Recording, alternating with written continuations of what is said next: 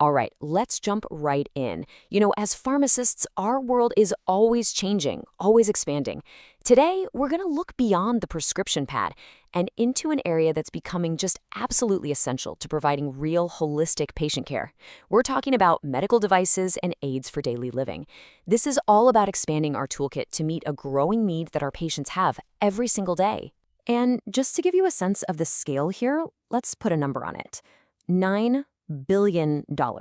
That's what the Canadian medical device market was estimated to be worth back in 2022. It is a huge segment of healthcare, and it directly affects the people walking through your doors. And that number, it is not sitting still. It's growing, and it's growing fast. So what's the engine behind all this? Well, it's a really powerful demographic shift. We've got an aging population, people are living longer, and more than three-quarters of Canadians have a really strong desire to age with dignity, with independence, right in their own homes. So, what does this all mean for us in our day-to-day practice? Well, it's a massive opportunity.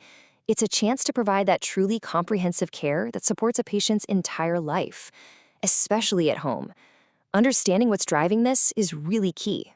I mean, just look at these numbers. They really do speak for themselves. In just 5 years, the 85-plus population jumped by 12%. And by 2036, seniors could make up a full quarter of our entire population. Helping them stay at home isn't just about what they want, it's also way more cost-effective for the entire healthcare system. And most importantly, it just dramatically improves their quality of life and their independence. This is exactly where we come in.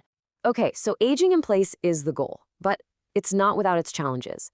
And the biggest one by far, safety.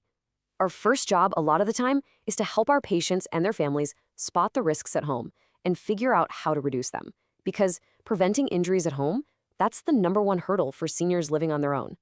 So let me ask you this. When you're thinking about one of your older patients and you picture their house, what's the one room that comes to mind? Where's the spot where the biggest risks are hiding? Yep, it's the bathroom. And this statistic, it's just staggering. Half of all falls involving Canadian seniors happen right at home, and the bathroom is a major, major hotspot. This is a specific, high-risk place where our advice, our counseling, can literally prevent a life-changing injury. So here's our toolkit to tackle this exact problem. For tubs and showers, the most critical point, and you have to stress this, is proper installation. You have to tell them over and over, a towel rack is not a grab bar. It will not hold their weight. For toilet aids, it's all about stability. Make sure they know that seat has to clamp on securely. And even simple things like a long-handled sponge can make a world of difference in reducing strain and preventing a fall. All right, so once we've helped make the bathroom safer, what's next? Well, it's all about mobility. This is just fundamental to a patient's independence, whether they're just getting around their house or trying to get out into the community. Now, this is a big one, canes versus walkers. Patients get this confused all the time, and it's up to us to clarify it. A cane is for enhanced balance. A walker is for more significant stability problems. And for a cane, the single most important thing you can teach someone is this. You hold it in the hand opposite your weak or injured side. Opposite. That one tip is a total game changer. And for walkers, it's good to remember that a four-wheeled model might seem easier, but it actually takes more coordination to handle safely. And you know what? A device that doesn't fit right is an unsafe device.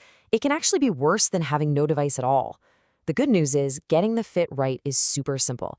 It's a quick 3-step process you can do right there in the pharmacy.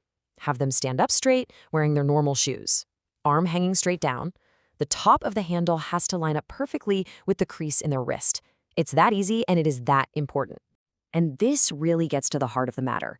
This is a distinction that we have to make crystal clear. Crutches are for when you can't put any weight on an injury.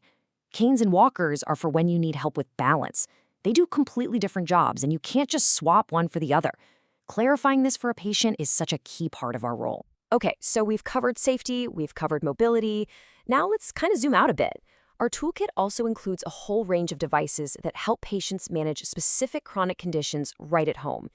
This is where we get to blend our deep clinical knowledge with some really practical hands-on tools. I mean, just look at the range of aids we're talking about here. It covers everything from respiratory support to compression therapy, home diagnostics, and more. This is all about empowering patients to take control, to monitor and manage their own health in their own space. So let's dive into a couple of really key examples. peak flow meters. This is a classic example where pharmacist counseling is everything. It's not enough to just ring it through the till. We have to teach the patient how to use it, and more importantly, how to understand the results using a really simple, clear system. So let's break down the traffic light system. First up, you've got the green zone. This is when they're blowing between 80 to 100% of their personal best. This is the goal. This tells them, hey, you're doing great. Your current plan is working, your asthma's under control. Then there's the yellow zone. That's 60 to 80%. Think of this as a caution sign. It's a signal to the patient that they need to be careful, follow their action plan for flare-ups, and maybe it's a trigger for them to give you or their doctor a call to see if their meds need a little tweaking. And finally, the red zone. This is anything below 60%. This is a medical alert. It means they need to use their reliever inhaler right away. And the absolutely crucial counseling point here is this. If they hit that red zone twice in 48 hours, they must get medical help. No exceptions. All right, let's switch gears to compression therapy. The very first step is just matching the right class or pressure level to the patient's condition. Class 1 is that gentle starter level, good for just tired, aching legs. Class 2 steps it up for things like varicose veins. And then Class 3 is for more severe conditions. But with all of that, none of it matters if the fit is wrong. This is the absolute, number one, most crucial piece of advice you can give a patient. They have to measure their legs first thing in the morning, before any swelling or edema has a chance to set in.